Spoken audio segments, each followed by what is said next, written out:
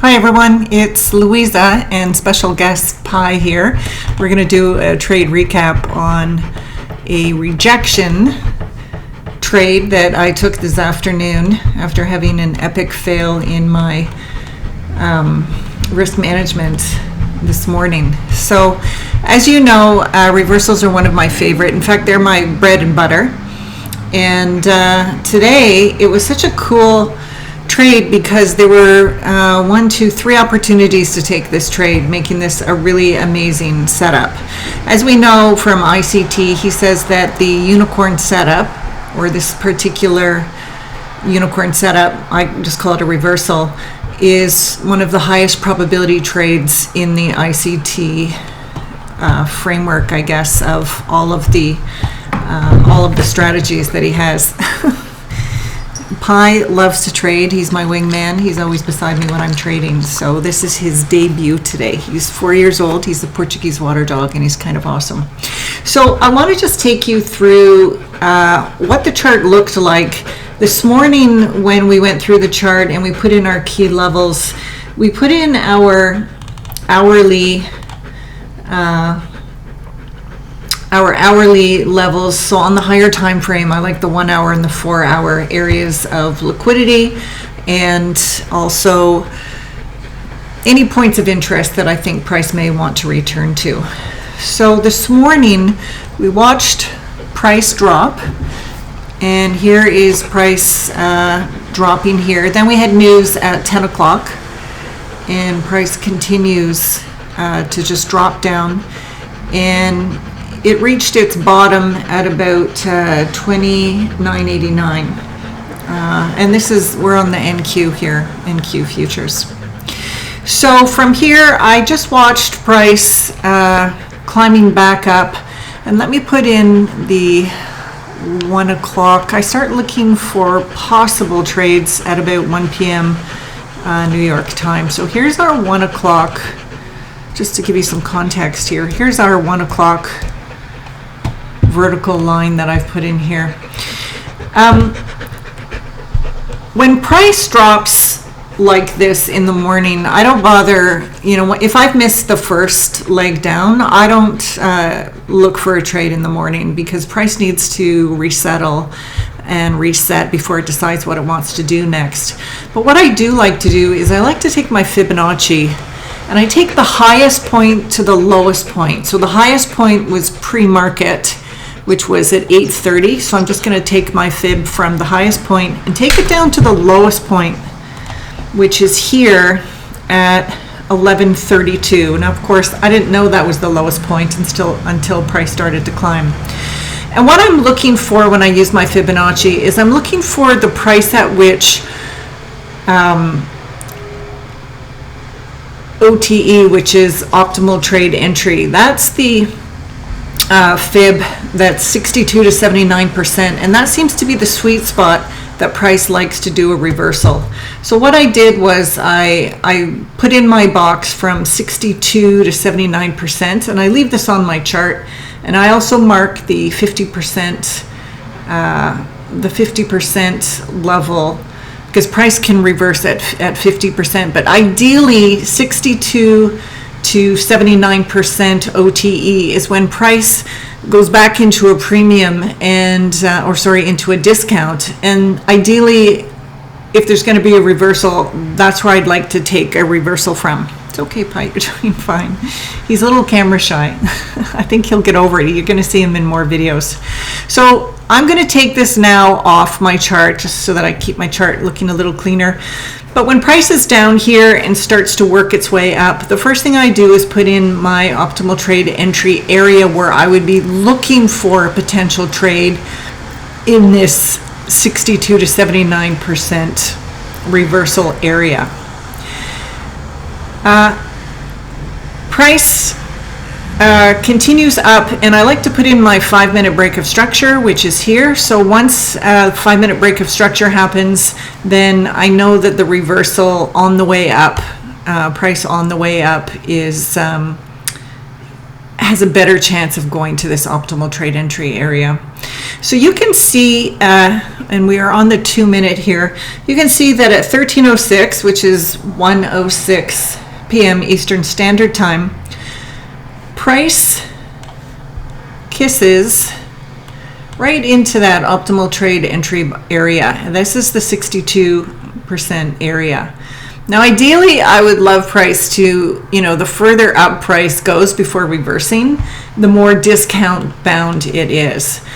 But price came into the 62% area, and then we see a candle that reverses from there.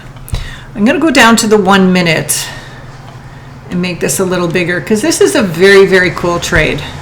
Not because I took it, but because there were so many opportunities to take this trade. So price hits the 62%, it's 1 o'clock. I'm still looking for a trade between 1 and 130, kind of in that sweet spot. Price comes down. I'm looking for any fair value gaps, but I'm also looking for, in a reversal, a breaker block. So a breaker block is, and I'm just going to put the breaker block in here in case you're not overly familiar with them. I use breaker blocks literally every single day. So let me just put in here what I saw as my breaker. So my breaker is, I've got a high, I've got a low,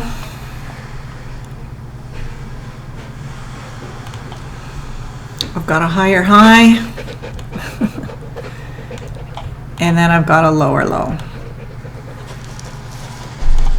So I've got my breaker block, and I place my breaker block from between the high to low, the last leg before price moves up, and I draw my breaker block across. To make this an even higher probability trade, what makes a unicorn an even higher probability trade is when there are two fair value gaps in opposing legs, and we can see that we have that here. So here between this candle and this candle, this is our first fair value gap, or BISI, and then on the way down we have two fair value gaps, SIBIs, between this candle, this candle, this candle, and this candle, and this is on the 1 minute. So we've got a high probability potential set up here. So this piques my interest, and this candle again is at 1:06 p.m. Eastern Standard Time. Now there's a couple of ways that you can play a unicorn. You can jump into the trade the first time it comes down. You can use a fair value gap. So you could have entered on this fair value, you could have entered on this fair value. And in fact, this fair value here, this fair value, we can see 1, 2, 3, 4, 5, 6. There are 7 candles that have wicks telling us that price wants to move lower.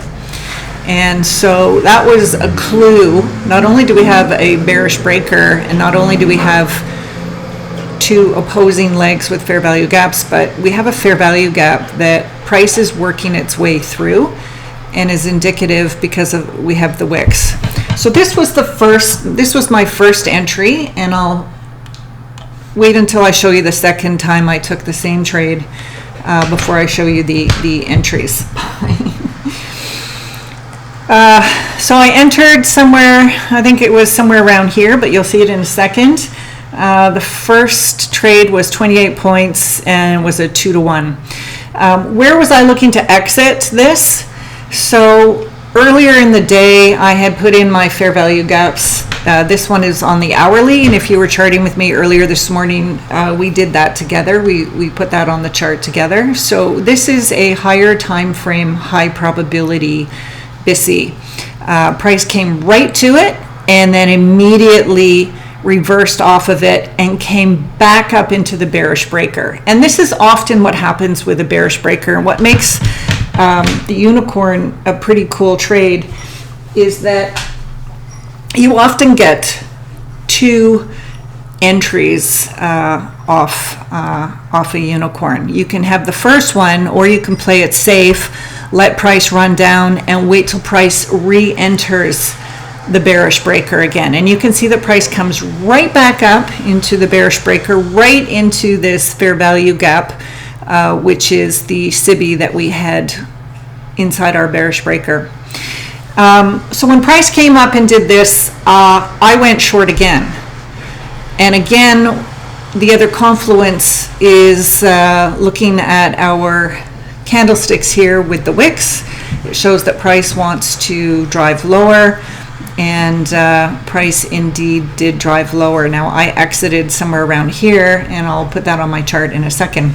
So what was cool this time is that price came all the way down, and where did it go? Well, it came through the first hourly fair value gap that we had, and broke through and almost tapped into the second hourly fair value gap that we had. So it was just shy. And this is the cool thing is look what price did after that. It came right back into the bearish breaker block again. And so this was your third opportunity to enter the trade. So the first opportunity is here in one of these fair value gaps. Second opportunity is here when it comes into the bearish breaker a second time. And the third opportunity, in case you were taking a nap this afternoon and woke up for the third, and this is at 15:24. I normally don't trade at that hour, so I wouldn't have been here for that one. And here we can see price comes right down to the lowest of the afternoon, which again almost kisses this hourly fair value gap. So let me put the trades on the chart so you can see where I entered them. I actually took 3 trades. It was my second trade. I was in too early. So here's my first one. I entered at 21,220 and came down to 21,192. That was with one mini. I trade a live account, my own personal live account. It was a nice exit for me because I knew that hitting this hourly fair value gap, there was a good chance that price would reverse from here, which is exactly what happened. And then when I saw it come back into the breaker, I took this sell and buy. It was super short. I think I got stopped out. I can't remember exactly what happened here. I think I got stopped out. I sold it, bought it back, or I was stopped out. But the really nice trade came when I realized it was going to drop again, and I entered here at 21,212, and I bought back at 21,222, and so it must have been 2. Yeah, so I had bought two minis in slightly different prices, and then bought back the final position here to Terminus here. Too bad I didn't hold it a little bit longer, but you know what? I'm never going to get the full run. I'm happy to be content with enough. It doesn't have to, as long as I have a part of the run, I'm pretty happy doing that. One of my objectives is to hold on to my trades longer. But you know what? I was pretty happy to do that. So anyway, I wanted to share this with you this afternoon because it was very cool that there were 3 opportunities to take this unicorn trade, and combining knowledge of ICT strategies of optimal trade entry. So waiting for price to drop down to its lowest, estimating where the reversal might happen using our Fibonacci. OTE is 62 to 79%. Anticipating a reversal into the OTE, which is exactly what happened. And then waiting for the breaker, and then a higher probability trade by having these 2 fair value gaps on opposing legs. So there we have it. The morning I had two losses, which I was kind of bummed out about, but hey, it happens. There's no such thing as a perfect day. But the afternoon, I was able to mitigate those losses with these 2 trades. So there you go. I'll be back tomorrow morning to do my chart again and to record my next live session, which is the New York Open. So you guys have a great night, and we'll see you later. Bye for now.